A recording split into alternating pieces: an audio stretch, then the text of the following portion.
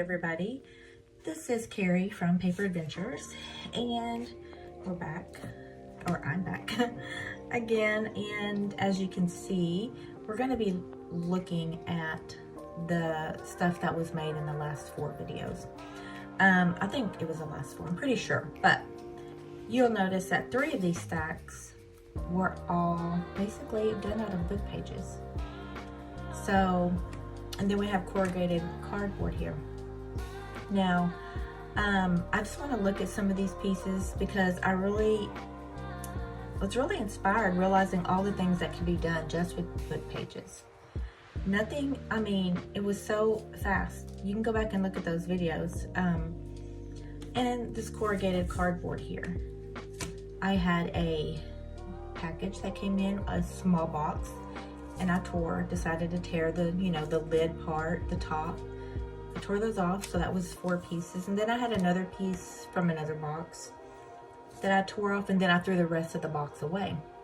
And I think that's really kind of the key, I've realized, because I've had times where I had like a bucket with a bunch of stuff like this or whatever, and it actually is overwhelming, and it makes you feel like you don't even know what to do. It's like, oh, I have this huge box of cardboard, I have this other huge box of this and of that, and so it kind of keeps you from knowing what to do, and you keep thinking, oh, I need to use that, and then I need to use the other stuff.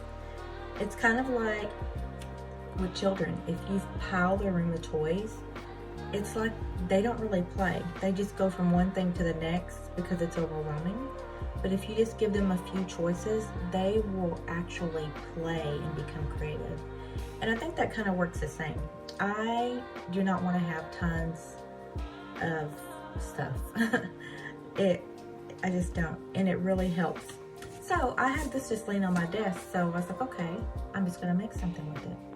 I have a book page, I'm gonna make something with it. It does not feel overwhelming when it's like that.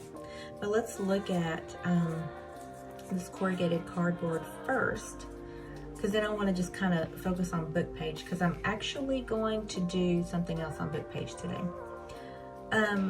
But if you'll notice, just some thread bunched up here. And this is a tea bag. I don't know if you can tell it because it's the same color as this corrugated cardboard here, but I can tell on this end. You can tell it's a totally different texture there. There's cheesecloth, and these right here, I've talked about this in a few of my other videos, what I call labels. And all that is, let me get it out. I did a lot of stamping on just paper. Printer paper, I'd have extra left, so I would just stamp on here, and then I just grunched it all up. Grunched each piece up after I cut them out. And so I have stuff to just staple on here, and kind of like the concept of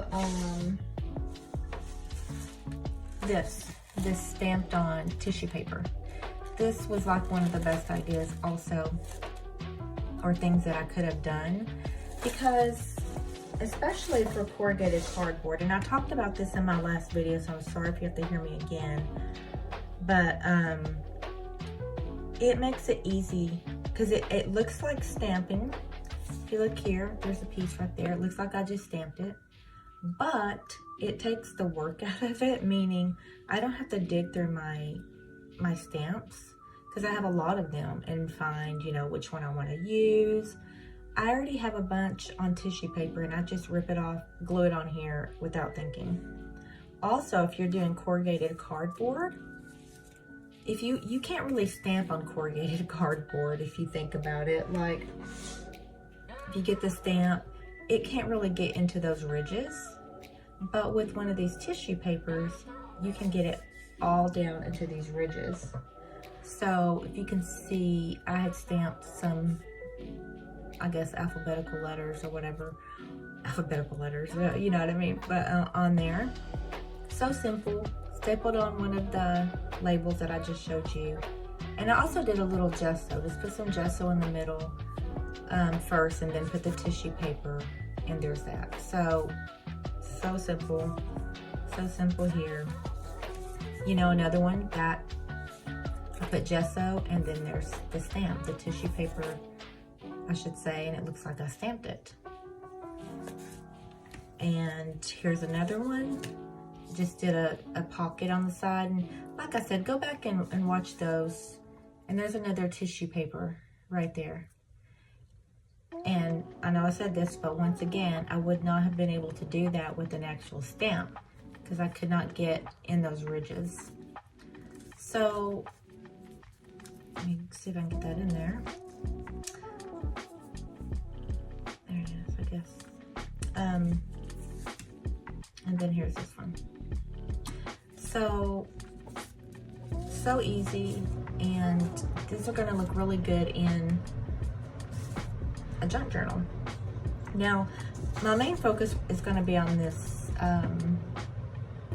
book pages, because I don't know, you could do something where you just got book pages and just made a whole, I don't know, because I mean, there's tons of book pages, right, once you know, break down a book. But real quickly, this one, let me get a book page out.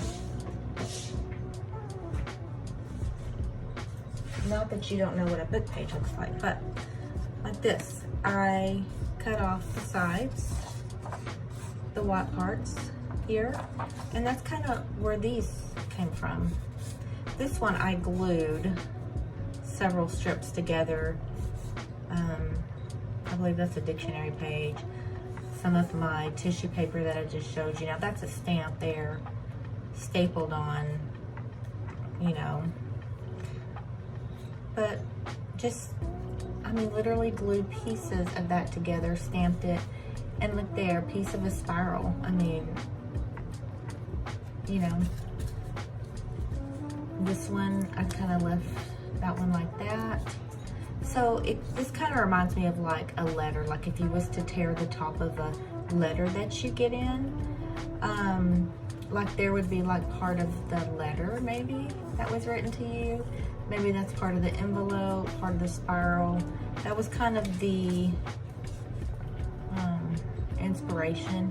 And Crafty Cat was who inspired me to kind of do this right here. But anyways, so simple. But once again, these look really good in a junk journal. And then that was the side parts. And then the leftover middle part, I just cut into squares. And then just threw anything that I had on here. There's just a couple of stickers. There's some tissue paper. And I just stapled on one of the labels that I just showed you, and of course ink the edges. And I can put this in here and make a pocket, you know, glue it down somewhere and make a pocket. Same thing here. That's one of the tissue papers, and the ink, I had just inked the pad, and so it just kind of was smudgy, but I actually like that it's like that. So I mean, and these did not take any time at all. Another one of those tissue papers that was really, I mean, but I really like that. It looks like you dropped your, you know, the bottles of ink. And so I like that look there. Tissue paper, once again. So you'll just see that I just use my tissue paper, use my labels, stickers. That's all I did on these. And so easy. And then the last video, I just decided to do several things that involve pockets or little booklets. So this one, I mean, I made a tiny little booklet here, put a little stamp, stapled it together. So that's really fun. This one, I mean, I stapled this right here. It was, you know, folded, and so I stapled it and made all these tiny little pockets out of there. I'll put that back on there in a minute. Another made all these layered pockets here.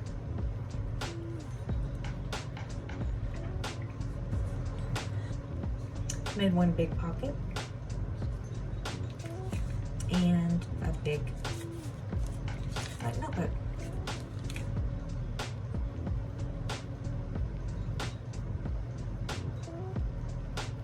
So,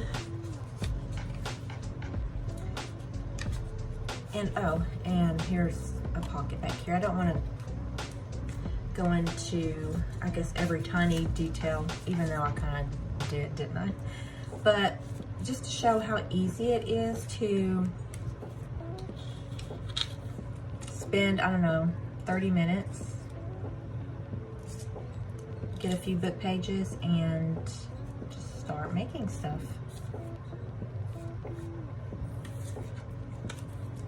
Need to put that back in there. But yeah, so I wanted to kind of just go over the book page, all this book page stuff here that you could do, and go over, of course, the whole 4 weeks that was able to make something. So, which leads me to this next video. Well, you know what I mean. What we're actually going to do today, which is going to be book page again, but it's going to be making, I have some paint here, and I'm just going to be doing some swatches, you know, like square swatches. And then kind of like, let me find the paper I had. I was making swatches with some fingernail polish earlier because I was trying to decide the color. And I thought it reminded me of seeing that for one, but Crafty Cat does something like this where she does the square swatches and then puts it in her books or whatever. I don't know if she uses, I'm trying to think. I don't know if she uses book pages or not. I don't remember what she used. She might, but I'm gonna use book pages.